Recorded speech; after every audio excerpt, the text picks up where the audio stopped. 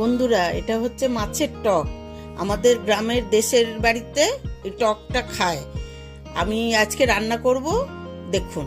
আজ আমি টক রান্না করব। এই যে তেলাপিয়া মাছ দিয়ে টক রান্না করব। টকটা রান্না করব, আসলে আমাদের কর্তা পোনা মাছ খায় না। আপনারা যে কোনো মাছ দিয়ে করতে পারবেন। এই মাছ দিয়ে টক হবে। আর এই যে আলু, একটা আলু গোল গোল করে কেটে নিয়েছি, এই যে এইটা দিয়ে টকে দেব। আর এই মশলার মধ্যে সর্ষে দেব, আর 1 চামচ লঙ্কা গুঁড়ো দেব, 1 চামচ হলুদ গুঁড়ো দেব, আর পরিমাণ মতো নুন দেব। আর আমরা এটা বানানো আমসি আপনারা পাবেন না, এটা কাঁচা তেঁতুল দিয়ে করতে পারেন। এই সর্ষেটা আমি বেটে নিয়েছি। এই সর্ষেটা 2 চামচ সর্ষে আছে, জল দিয়ে মিক্সিতে বেটে নিয়েছি। আচ্ছা, সর্ষের তেল দিচ্ছি, মাছটা ভেজে নেব।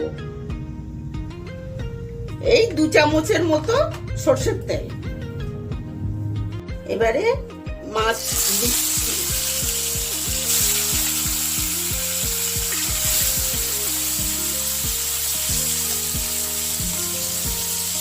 এবারে মাছটাকে আমি উল্টে দিচ্ছি।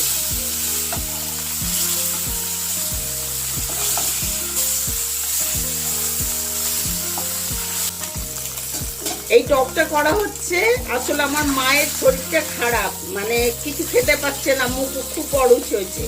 এইসব টক না, মুখ অরুচ হলে খেতে খুবই ভালো লাগে, মুখটা ছেড়ে যায়। না একটু জল দাও। এবারে মাছটা ভাজা হয়ে গেছে, নামিয়ে নেব।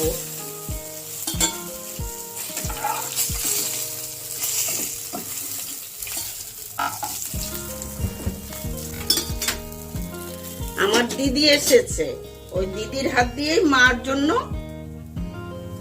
এইবারে একটু সর্ষে ফোড়ন দিচ্ছি।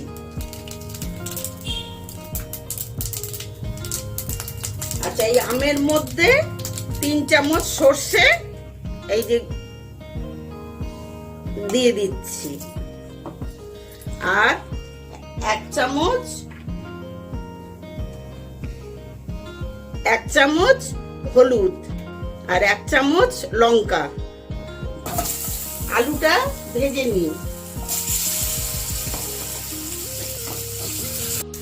নুনটা দিয়ে দিচ্ছি, তাড়াতাড়ি আলুটা সিদ্ধ হয়ে যাবে। এটা তো বেশি লাল করে ভাজা হবে না, আর টক দিলে আবার আলুটা কাঁচা থেকে যাবে। কাজেই একটু গ্যাস কমিয়ে কমিয়ে এটাকে ভাজবে। এই যে আমসি আর এই যে মশলা, সর্ষে, লঙ্কা, হলুদ সব একসঙ্গে জলে গুলে নিয়েছি, নিয়ে এটাতে দেবো। আলু ভাজা হয়ে গেছে, এবারে এইটা এতে দেবো। এইটা আমার শ্বশুর বাড়ি, আমার গ্রামের বাড়িতে আমার যখন বিয়ে হয়ে গেছে, আমরা তো কলকাতার লোক, তো টক মাছ দিয়ে খাওয়া কি জিনিস জানি না। আর একটু জল দাও, মানা জানি না।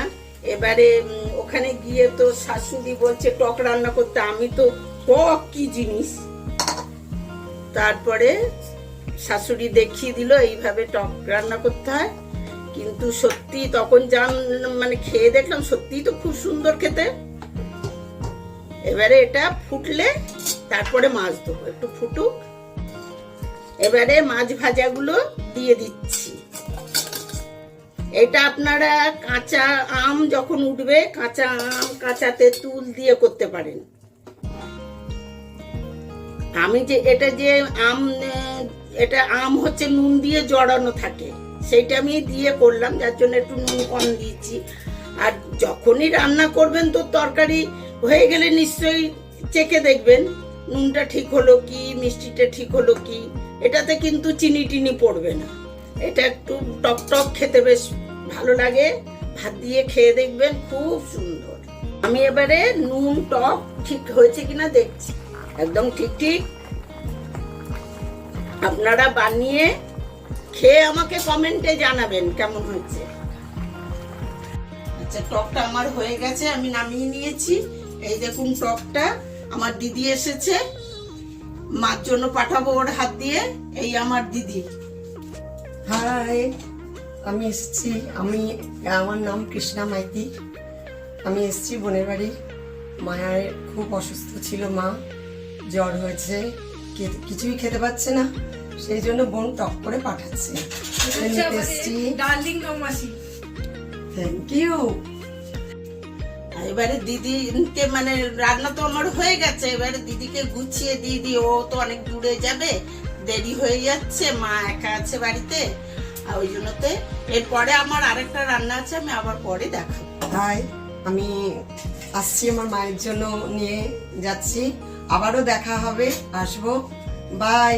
আমাদের শাশুড়ি বৌমার রান্নার জুটি যদি আপনাদের ভালো লেগে থাকে তাহলে ভিডিওটি লাইক করবেন, সাবস্ক্রাইব করবেন আমাদের চ্যানেলটি এবং পাশে থাকা বেল আইকনটি অন করে দেবেন, যাতে আমাদের প্রত্যেকদিন নিত্য নতুন রান্না আপনাদের কাছে তাড়াতাড়ি পৌঁছে যায়।